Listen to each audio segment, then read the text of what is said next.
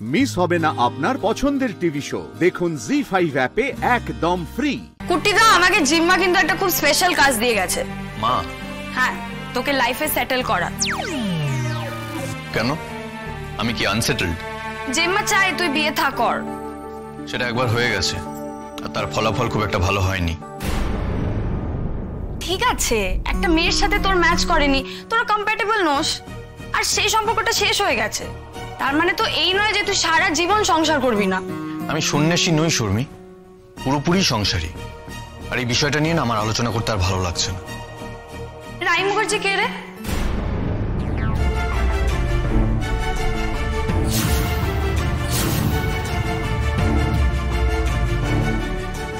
তুই কি আমার ফোন ঘেটেছিস?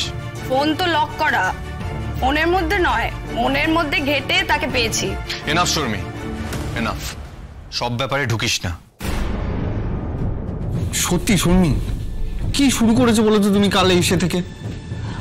কুট্টিদা অফিসে যাবে, তার আগে তুমি কি অফিসে বেরোনোর আগে? অফিসে যাওয়া কি আইসিএসসির এক্সাম না মাধ্যমিকের এক্সাম যে জীবনে একবারই দিতে হবে? আর রোজই তো অফিসে যায়। তো কাজে যা বলার এক্ষুনি বলতে হবে। এই কুট্টিদা, ক্লিয়ারলি বল তো আমাকে, নাহলে এই নামটাই আমি জেম্মাকে বলে দেবো। তুই কাউকে কিচ্ছু বলবি না শর্মী, বড্ড বাড়াবাড়ি করছিস তুই। মিস মুখার্জি আমার অফিসের এমপ্লয়ি ছিলেন।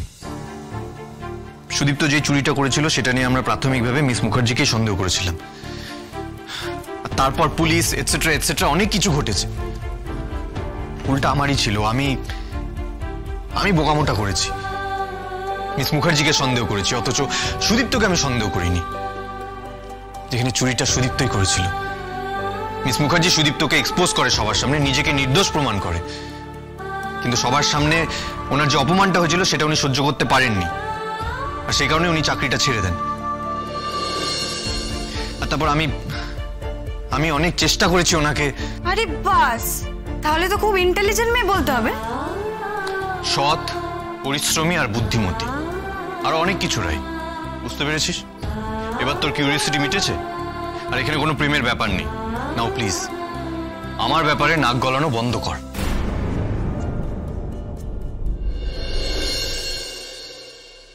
দেখলে তো, দেখলে তোমার কি মাথাটা গেছে নাকি? তুমি কুট্টিদাকে চটিয়ে দিলে তো লোকটাকে। এবার আমি বুঝতে পেরেছি রাই মুখার্জির সাথে কি হয়েছিল, মানে অফিসিয়ালি। কিন্তু আমাকে তো ব্যক্তিগত কারণটাও জানতে হবে। আমি শিওর যে কুট্টিদার রায়ের প্রেমে মাথা থেকে পা পর্যন্ত ডুবে আছে, কিন্তু ওই বাজে কারণটার জন্য রাই নিঘাত কুট্টিদার উপর রাগ করে আছে। না, আমাকে রাইট দিকটাও জানতে হবে। কিন্তু কিভাবে? আরে তুমি তো শুধু নামটা জানো রাই মুখার্জি, অ্যাড্রেস তো জানো না। কি করে খুঁজবে? ওই নাম লেখা প্ল্যাকার্ড নিয়ে পুরো কলকাতা শহর ঘুরবে? শোনো, ভুলে যেও না আমি শর্মী ভট্টাচার্য। হ্যাঁ, अब आगे आगे देखो होता है क्या। জি5 ডাউনলোড করুন আর সব এপিসোড দেখুন একদম ফ্রি।